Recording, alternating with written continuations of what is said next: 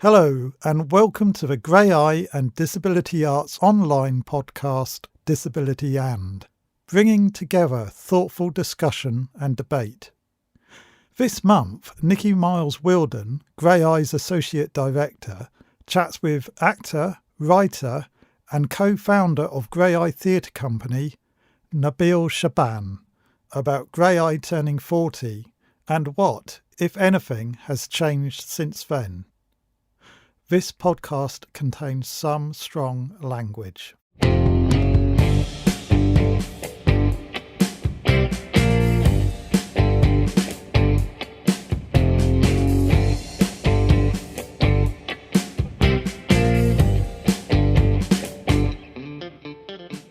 Hello and welcome to the Graeae Disability Arts Online podcast. I'm Nickie Miles-Wildin. I am Associate Director at Graeae Theatre Company.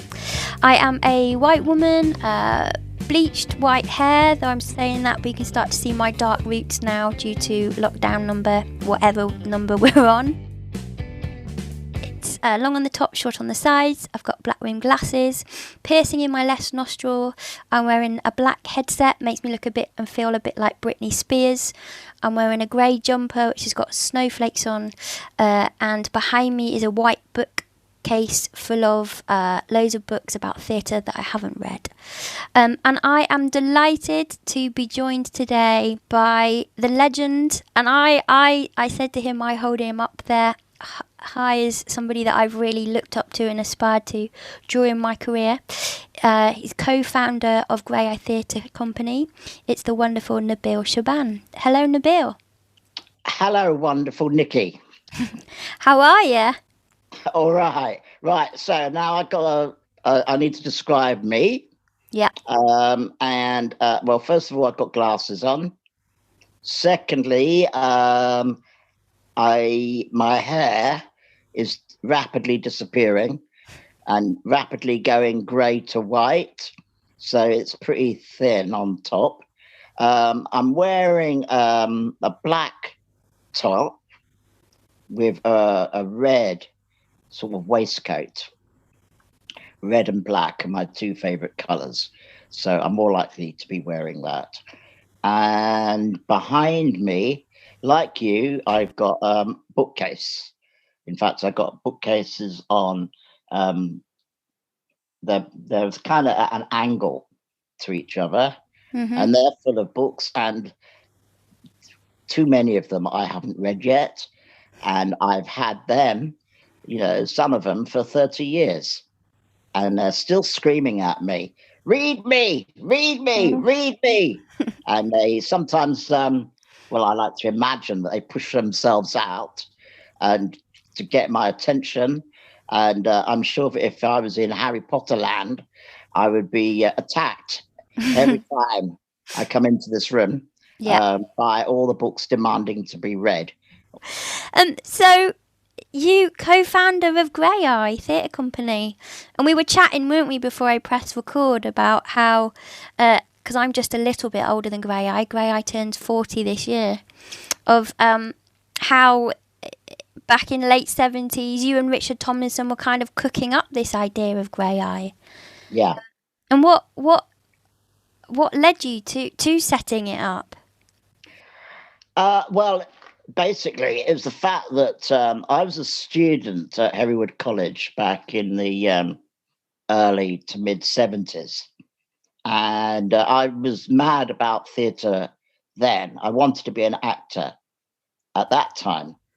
I would say I wanted to be an actor since I was a kid at school, and maybe even before that, when I was a patient in a children's hospital in Surrey. And so I always, maintained an interest in being an actor, although always, from the point of view of school plays, college plays, amateur, and so on. Yeah. And of course, I knew, because we never saw anybody in a wheelchair on television or in the movies, unless they were non-disabled actor, star, pretending to be a crip. So I already suspected, but if you're in a wheelchair, you can forget it. And and I knew that, my school certainly would laugh at me if I told them that my ambition was to be an actor. Did you star in any school plays whilst you were there? I don't know about starring, but I was often instrumental in getting a teacher to put on a play. It was a special school for disabled kids. And it wasn't something that, they would do automatically. The one thing they did do automatically was the nativity play. Okay. And when I first arrived at that school, I was 9, and it was the autumn. And when the nativity play was being set up for that year, I immediately asked to be in it at the age of 9. And they'd already told me that everything had been cast.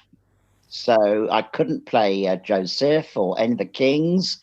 And I couldn't even play the baby Jesus in the crib. Not even the innkeeper either. Not even an innkeeper. I couldn't be a cow. I couldn't be a sheep or anything, or certainly not any of the angels. But they saw how upset and disappointed I was, and they said, "Well, what would you like to play? Perhaps we can create someone for you." So I said, "I'll be an astronaut." And did they allow it? And they looked at me rather astonished. And then I said, "Well, why wouldn't an astronaut go to visit baby Jesus?" And they thought, "Well, all right." So I got to make my astronaut suit. Yeah. Which was a cardboard box for the helmet. And I cut something out and so on. So that was it. That was my first acting role ever. Brilliant. An astronaut in the nativity play. Brilliant. And the fact that you threw a bit of a kind of a diva strop there, demanding a role in the play, I think was, that was it. Could see your career in front of you. Well, I'm not sure I did see my career in front of me, but I was certainly encouraged by that. Good. And then the other thing is that, of course, it was a Christian Methodist setup. And there was often Sunday school. Well, every Sunday afternoon we had Sunday school. And as I got older, the teenage kids would take it in turns to run the Sunday school on that day. And so when it came to my turn, I wasn't that keen on doing a conventional Sunday school session. So me having a kind of theatrical bent, I decided that we should do a dramatic reconstruction of one of the stories in the Bible. And so I cast the kids. Yeah. I was probably in it as well. I wrote it, cast it, directed it, and then we performed it on that particular Sunday. Then there was one other time that I did it, and that was, strangely enough, when there was a kind of pandemic in the children's home. It was the summer, and there was a bug, and the bug had ripped through probably a third or half of the people in the home. So I was one of those kids that got it, of course. Right. But it so happened that the headmaster also got it. And so there was, like a third or half of the school, children and staff, all in the hospital wing. And it so happened that time, it was the Sunday that I was supposed to take the session. And I said to Mr. Hughes, who was the boss, I said, "What am I going to do?"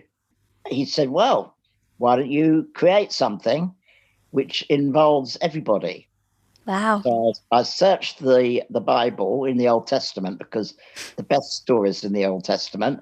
And I found a story where there was that climaxed with a battle. Nice, exciting. So, yeah, exactly. I thought I'd be Cecil B. DeMille Yeah.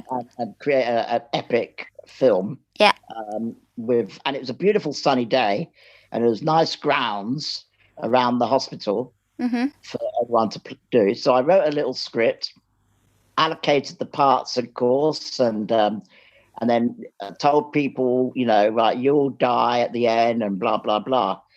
And of course, the rest of the staff who were in the big house, who were unaffected, they were watching this kind of strange activity going on down there at the hospital. And then the next thing they saw was like half of the people dropped down dead, including Mr. Hughes. And they were like obviously thinking, oh my God, it's the bug. It's contagious. Yeah. Yeah. Killed them off. Yeah. Yeah.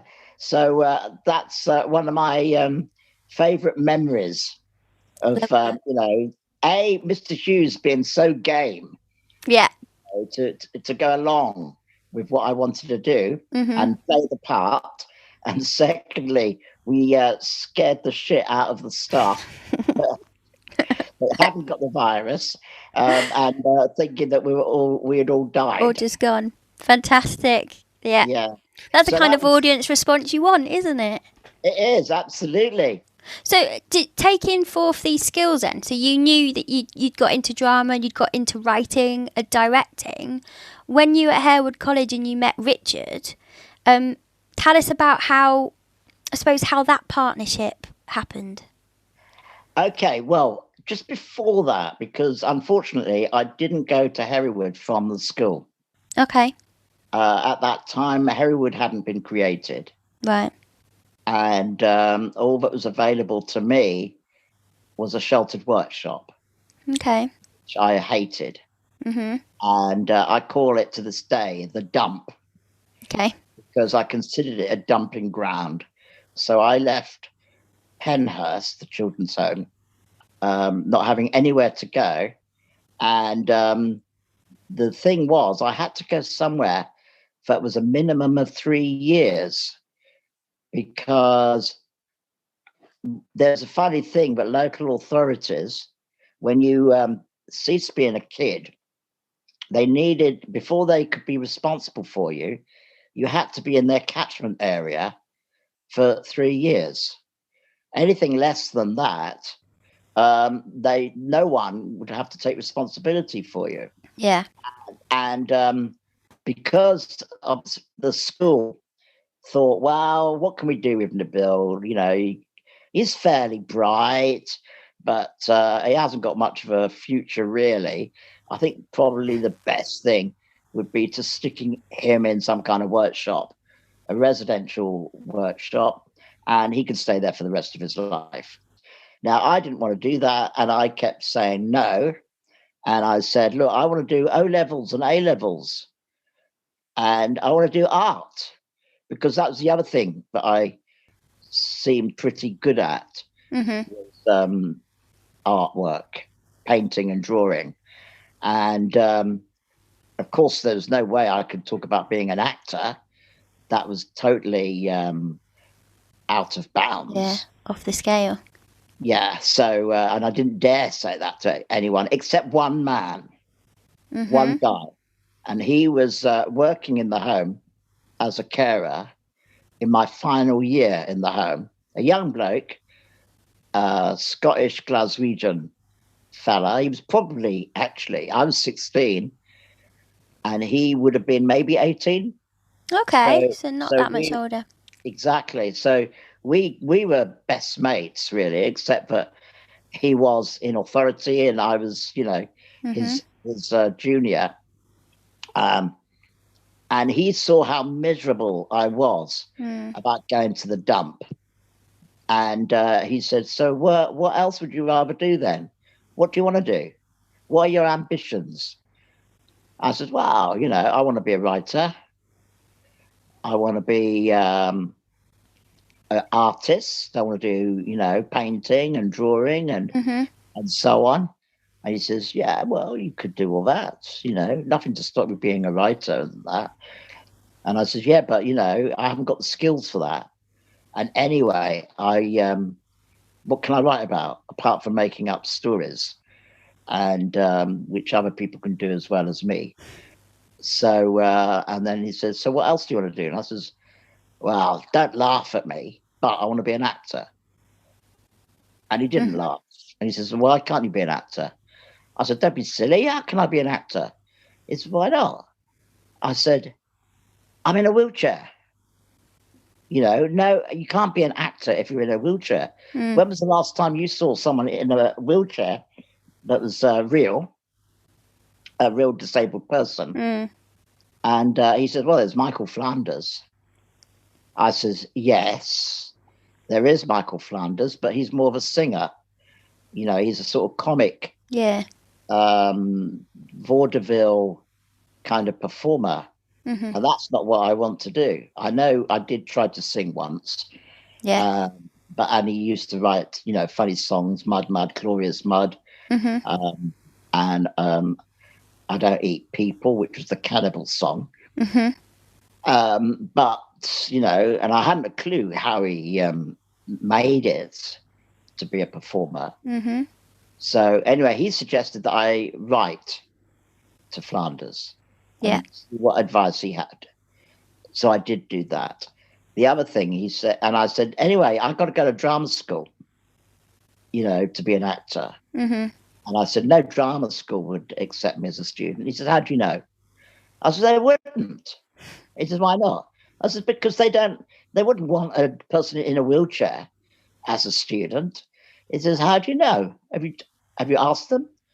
I said, no. He says, well, why don't you write to them? So I said, all right, I will. So I wrote about 16 letters. He got me a list of all the major drama schools in the country with their addresses. And I wrote to every one of them. Unsurprisingly, everyone wrote back and basically said, forget it. At least they wrote back. At least they wrote back. All right. Well, today they wouldn't have. No. In those days, people used to reply to letters. What response did you get off Michael Flanders then? Did you get a letter back? Yeah, he wrote back. And he said, first of all, that he became a performer before he was stricken with, I think it was polio. Okay.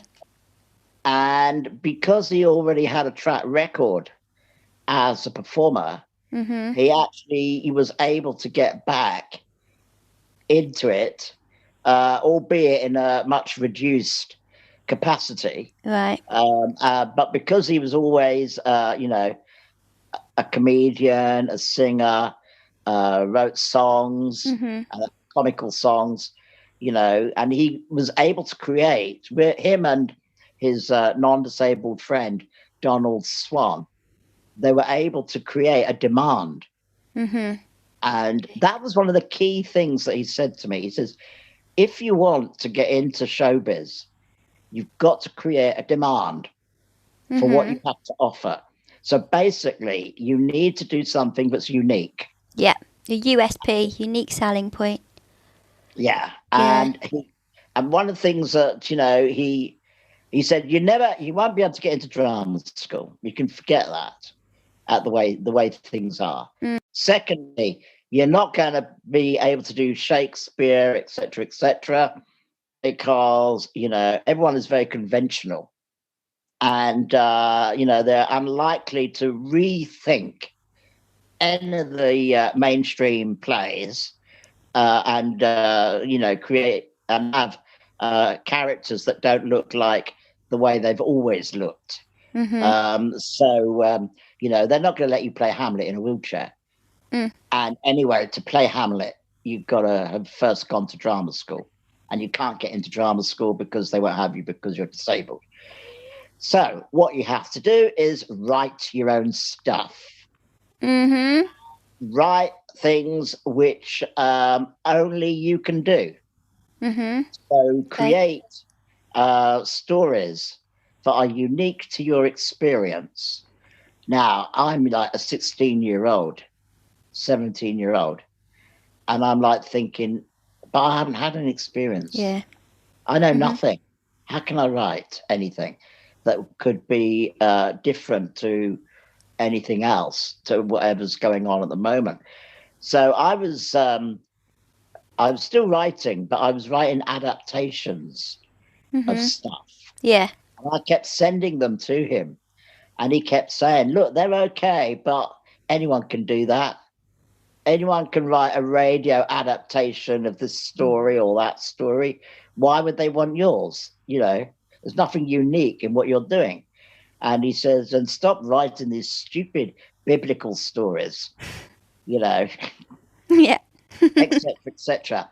And he kept hammering on me, write about your life. That's what people are interested in. They're interested in your particular perception of the world. Your narrative, yeah. How did then that develop into meeting Richard? Right. The great thing about it was that after having got out of the Derwent 3 years later, Hereward was now established. And a year after leaving the Derwent, I was able to apply, and I had an interview with a panel. And Richard, because Richard was a lecturer at Hereward, and he lectured in history and English. And the course that I was applying for actually didn't involve Richard at all, because I was doing a business studies certificate, diploma. Yeah.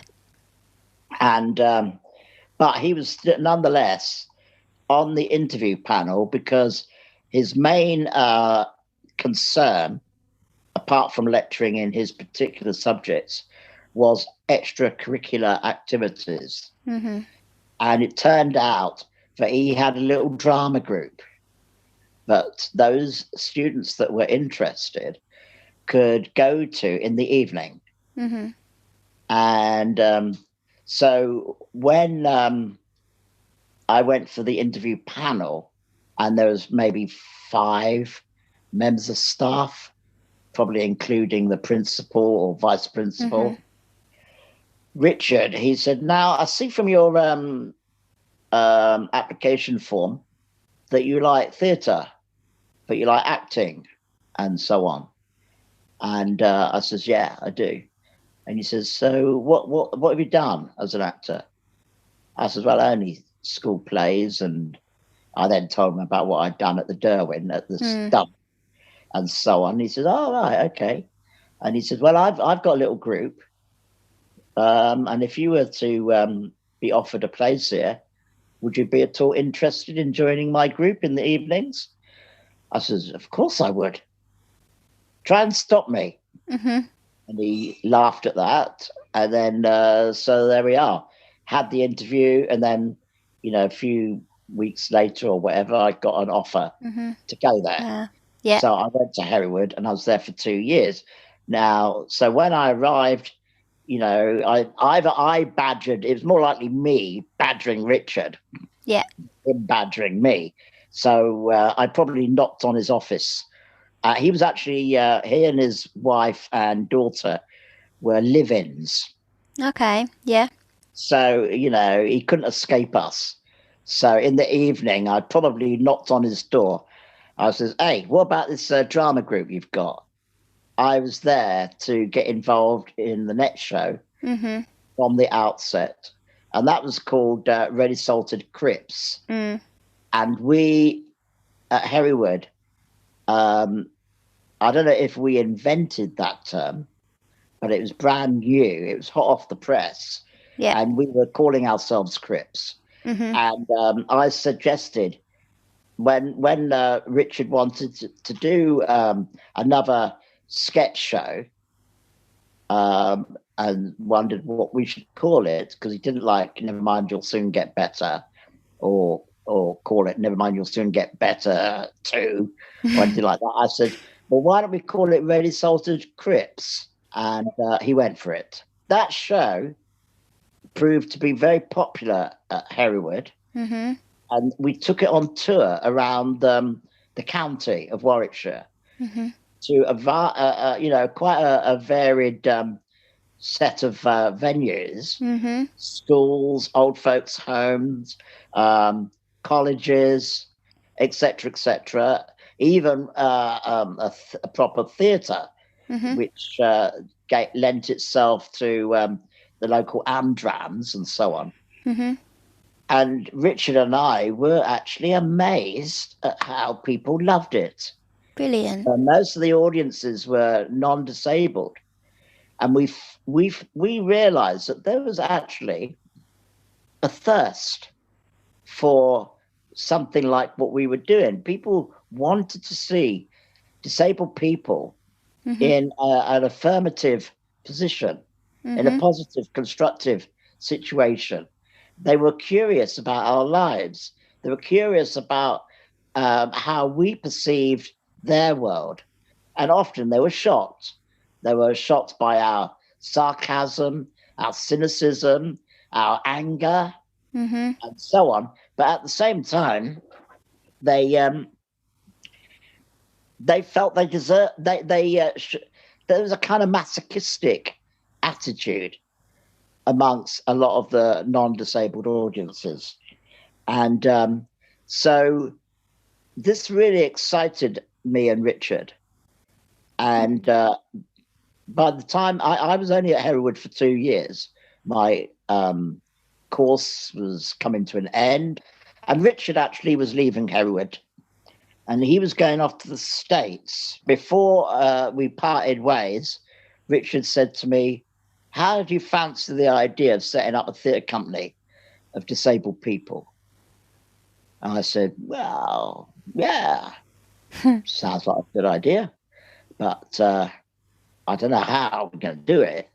And I don't know, I was very pessimistic, actually. Mm-hmm. And I think that was all because, in the past, I'd suffered so many disappointments Yeah. and so many rejections. There were rejections which I haven't even gone into because I was always trying to be an actor. So then Richard's proposal of setting up this theatre company for disabled people, and it's really quite interesting hearing this journey, this story, because you think like this is over 40 years ago, isn't it? 45 years ago, really, your journey. Yeah. And going and having, working in the industry and also meeting the young people that I meet, it's still so similar. That feeling of, if you're a disabled person, you can't possibly be an actor. Yeah. Why would you want to do that? Yeah. And it's that you actually go, like, from you and Richard having this idea to set it up, and even your hesitancy then, like, I see that so replicated, even in this next generation coming through. Yeah. That fear of what is my place in the industry. Yeah. I know, because the industry hasn't changed much, has it? No, I don't. And they keep, they make a couple of steps forward and then they go back again. Yeah. And, every now and then we hear bloody stories that yet another Hollywood star who's not disabled, is getting a plum part in some movie, about a disabled character. Mm-hmm. Graeae still is in the business of training disabled people as actors. Yeah. Still in the business of training disabled people as writers and directors and so on. Mm-hmm. Because, when Richard and I set up Graeae in 1980, I naively, optimistically thought that after 10 years, Graeae would cease to exist. Mm-hmm. That there wouldn't be a need for Graeae because hopefully by that time, disabled people would be able to get into drama school, they'd be able to get into other theatre professions, able to be in, the RSC or the National Theatre, and it would all be taken for granted, and that is, but that didn't happen. But it's quite interesting, isn't it, when you look at our theatre, the progression of theatre and also of kind of the disability journey, how it's so impacted by the government. Oh, why? Always that progression that you feel you make, and then there's a change in government, and then you push back again, aren't you? Oh, absolutely. I mean, you look at what Tony Blair did in terms of following the austerity program. The first people he was cutting was disability arts. Yeah. So many disabled-led organizations had their money taken off them. And he did it in such a sneaky way as well. For example, was it the London Disability Arts Forum to host a debate about the fact that maybe now we don't need money going into disabled arts organizations, because that money could go into putting disabled people, in the mainstream theatre and television and all that. Yeah. Well, that wasn't going to happen. No. And I was actually annoyed with LDAF for agreeing to have a seminar to basically debate our extinction, to give the government, if they could get some disabled people to actually agree with the motion that we actually don't need specialist funding anymore, because the government is going to put that money into promoting disabled people at the National Theatre and the Royal Court and all that shit, which they weren't going to do anyway. But that was, Blair, old Tory New Labour government were looking to, stop the funding. Yeah. And at the same time that was happening, to make sure that the disabled people would not have a voice, an objection to what Blair was doing, for some strange reason, all the TV companies decided to knock on the head the disabled type programs. 1 in 4 disappeared. The From the Edge. Yeah. All those, suddenly, Link on ITV. Yeah. They all disappeared. And I was convinced I knew the reason why all these disabled-led produced disability programs on mainstream television, albeit they're always like late at night or early on a Sunday morning. Yeah. There's no audience apart from disabled dedicated to watch it. I was convinced that actually they were destroyed deliberately by the Blair's government, because they wanted to stifle our voices, because they knew we will be using those programs, those platforms, to protest about the austerity programs, the persecution of disabled people, the removal of arts funding, etc., etc. But, that's the problem, is that, eventually, if the government wants to kill us, they'll find a way of doing it. Yeah, sadly. And that's the reason I wrote First to Go, as a warning of what I saw was going to be our future if we didn't remain vigilant. Thinking about the future then, what do you think is, what advice would you give to a young disabled artist starting their career now? Well, I would actually give the same advice that I got from Michael Flanders, really.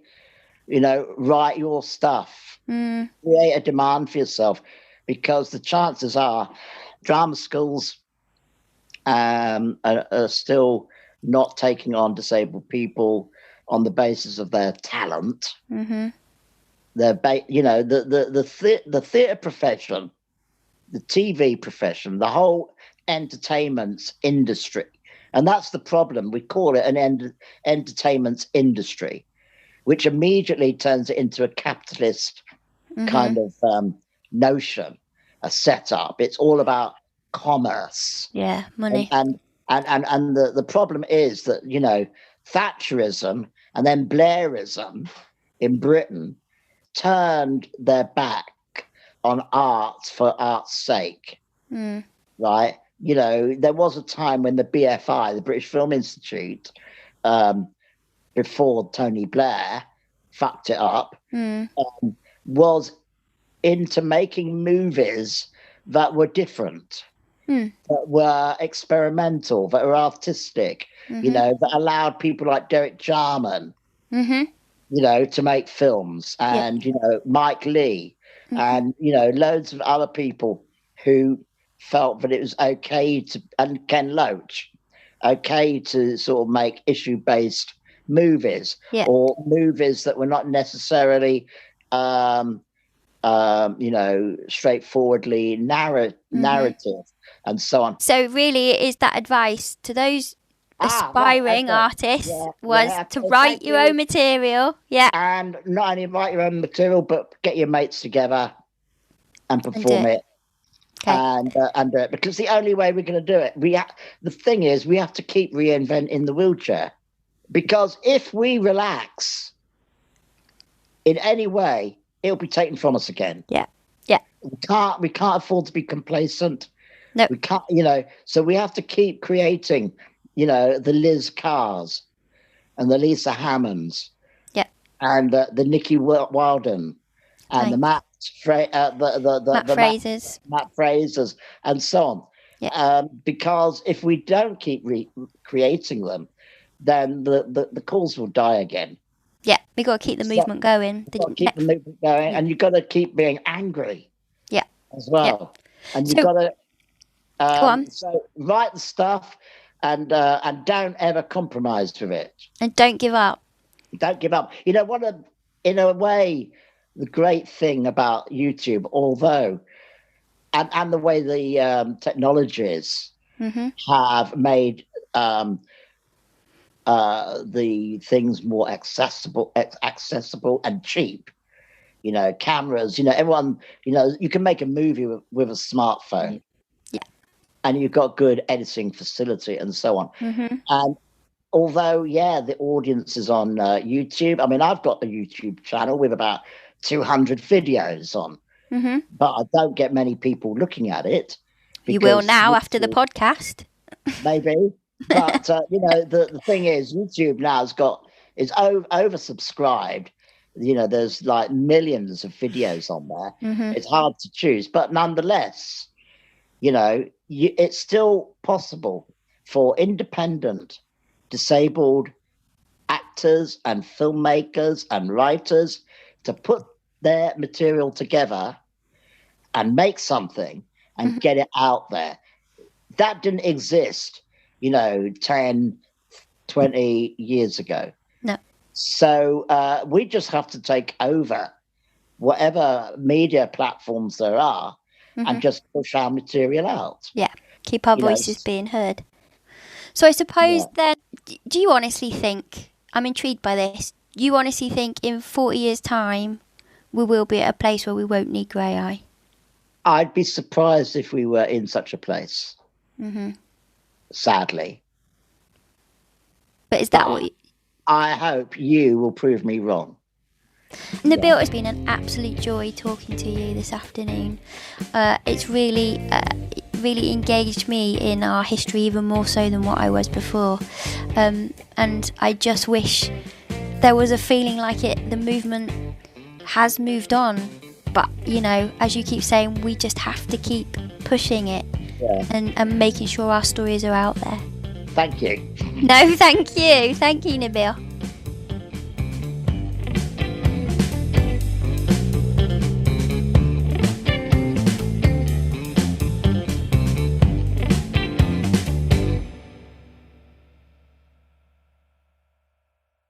Visit graeae.org and disabilityarts.online for details of productions, events, interviews, opinions, reviews, and learning opportunities.